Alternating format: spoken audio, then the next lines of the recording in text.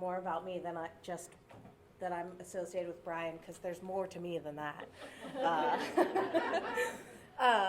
So yes, I did grow up as one of Brian's kids, but now I work at Westminster Presbyterian Church as the Director of Children's and Family Ministry. I've been there just over 2 years now, and it's been really, really wonderful. Prior to that, I was at Plum Creek Presbyterian Church, and some of you might know me from my long tenure at Crestfield also. If you're like, oh, you look familiar, it's probably Crestfield, is usually what it is. And so I have been working with kids since I was like 15 or 16 is when I started working at summer camp, and have learned a heck of a lot in that time, thanks be to God. So when Becca asked me to lead and then asked for like a description, and she asked if I wanted to change the title, Ways to Read and Teach the Bible with Children. And I was like, no, that's fine, like it works. And then the other day I was like, no, the title needs to be different. And that was my slide, was the title change. Try it. It could be like, so Ways to Read and Teach the Bible, that originally said with kids. There's a caveat of like, while this is children focused, this is not limited to kids.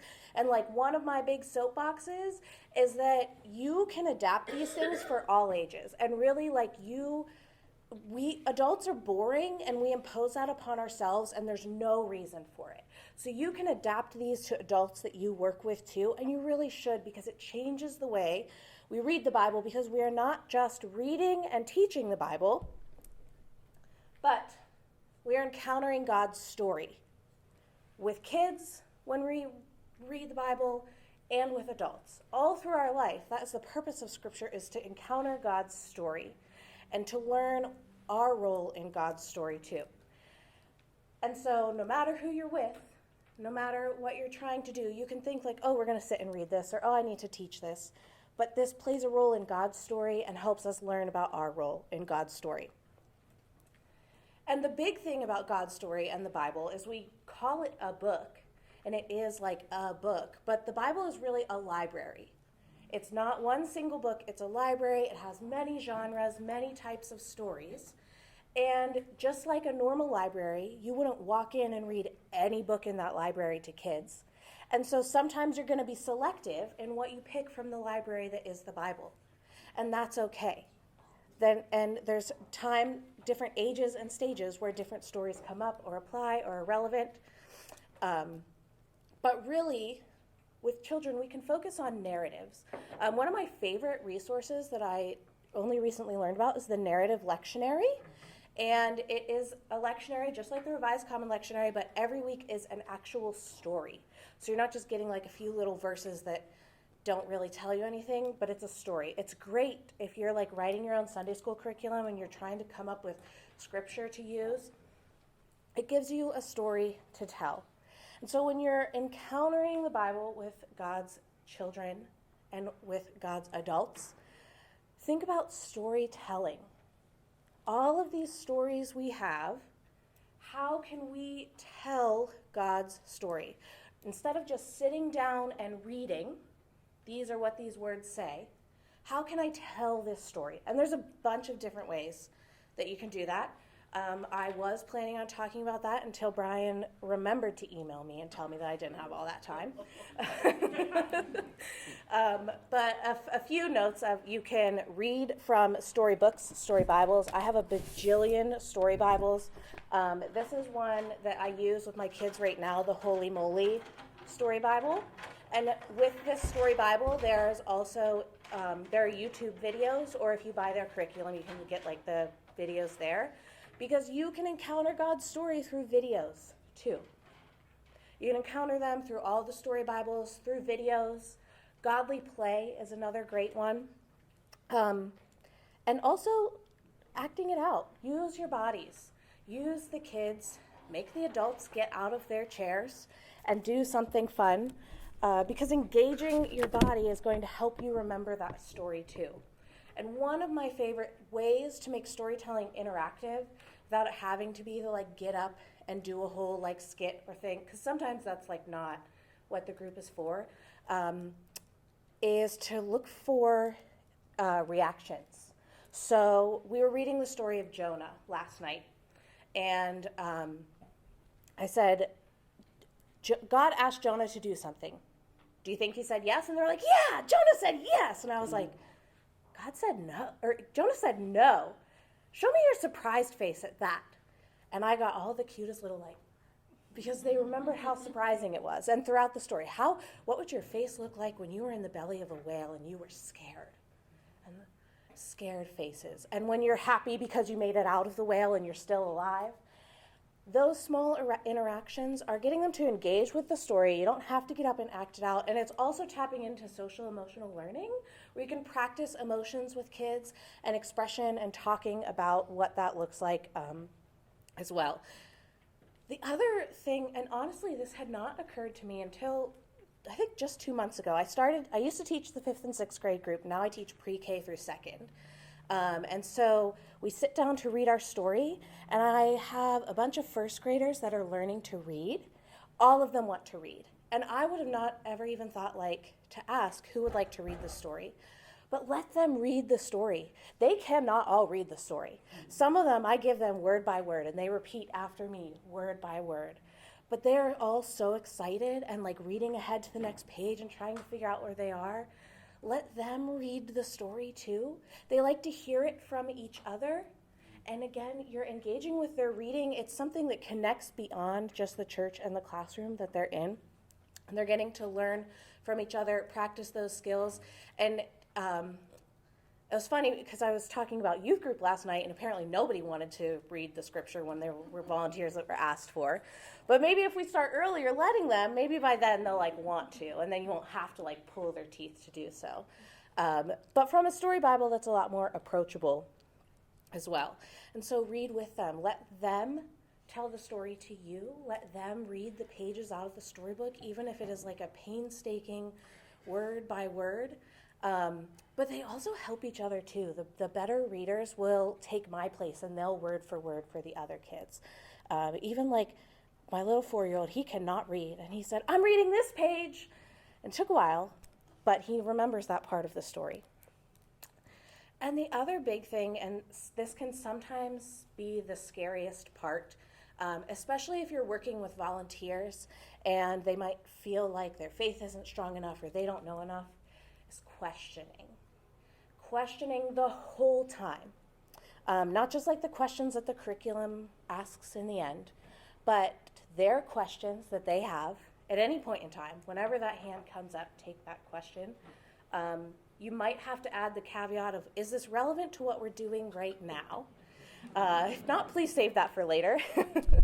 But take their questions and wonder aloud. That is one of my favorite things about Godly Play, is the wondering questions. But wonder throughout the story. Read one page and then ask a question about that page, or ask what questions they have about that page.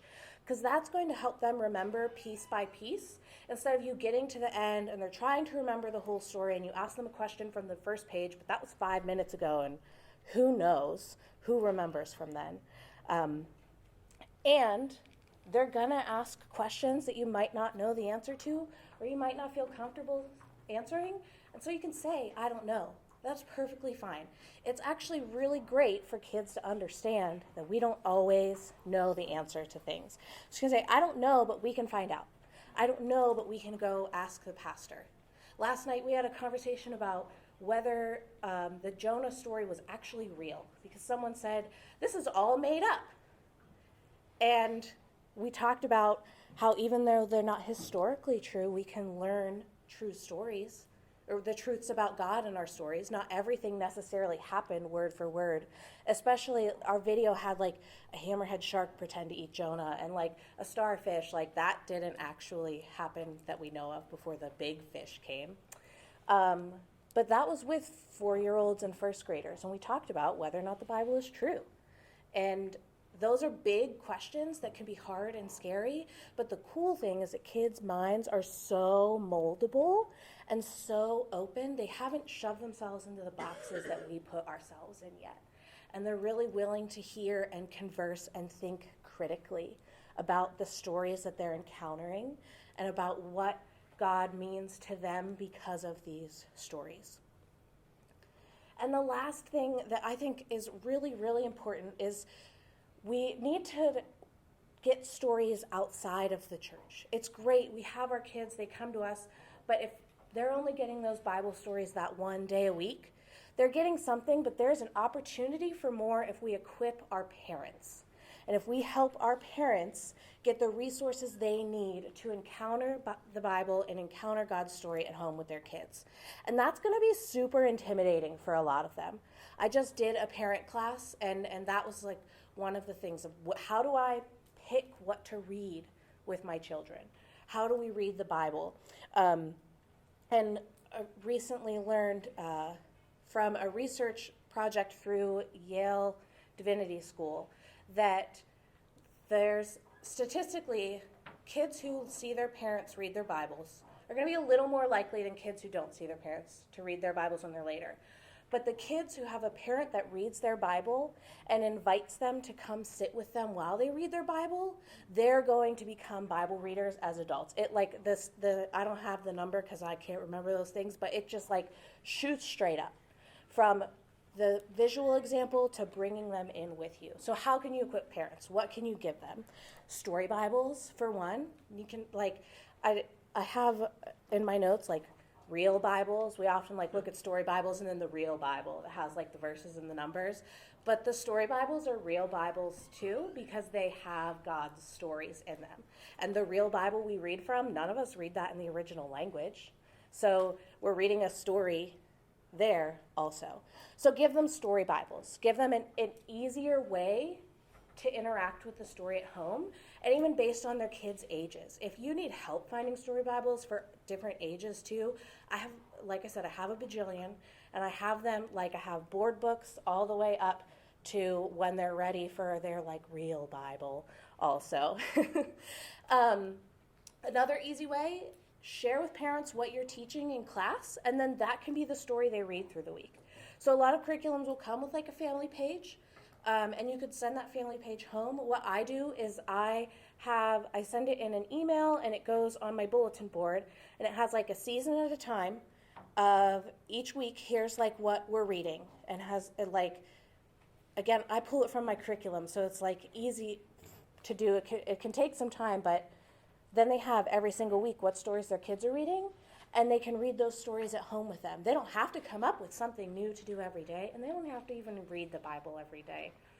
Once a week, as long as they're doing something, and we're giving them the resources that they need. And then the lectionary also, especially the narrative lectionary, is another resource that they have where the stories are provided so that they don't have to come up with it on their own. And there are reading guides out there that you can look for, and people that share those as well. But equipping parents is going to take this time where we encounter God's story and work on that with children and help reinforce that at home and help the parents and the children get the skill to do that beyond the church, so that as they continue to grow up, they're continuing to grow their faith when they're outside of our walls, and they have the skills that they need as well. So I said, I have a lot of resources on different Bibles. I'm just a hoarder of resources. If you need something, I might have it somewhere.